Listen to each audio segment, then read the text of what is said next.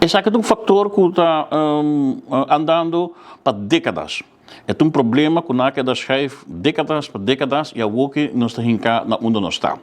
Mas tenho que compreender que três problemas cardinais do tráfico: a educação, a infraestrutura e também handhaving. Esses são três problemas cardinais.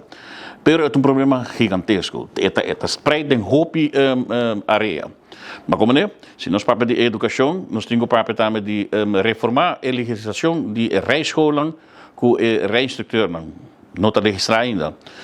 Se nós falamos de educação, o departamento mesmo de rijbewijs mesmo wordt independizado. Mas nem agora 4 anos passados, que não sucedeu ainda. O currículo que nós estamos usando mesmo para exame está produzindo essa oferta que nós queremos, para bater ainda a slagpercentage de 30%.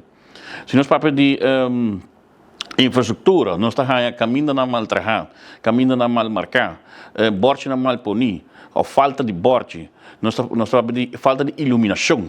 Que nós temos um fator de parte da infraestrutura que nós podemos melhorar. Pero esta custa placa, quanto está custando? Nós temos que pensar ainda, ok, quanto porcentagem de carretera está agora ocupar de quantidade de veículos que nós temos. Para acordar bom, nós temos 100.000 veículos riba nas carreteras. E aí que se meterá também 16.000, nós está podendo menos. Então, nós temos a parte de handhaven também que está problema, porque nós temos 1.000 leis, mas se não tem controle, e nós podemos falar verdade que a polícia está fazendo um controle. Nosso colega de polícia está fazendo trabalho muito bom, mas não pode dobrar o comando.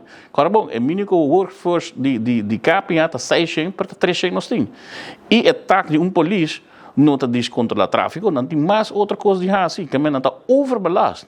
Pero nós pensamos de uma maneira que nós por doen mais ondersteuning, mas por exemplo, HC personal por exemplo, city inspector dan doen na bevoegdheid para nampo HC comissar trabalho também de controle de tráfico, of de departamento de transporte público, que men pode doen boete na wak hin ta corredor of qualquer infração que polícia normal pode doen, quando não, só não está específico uma regra de lei de tráfico. Também me tá raia papiando com o bio não, por exemplo, são pecros daí que tá de tempo de raspa plug, mas também com raspa plug.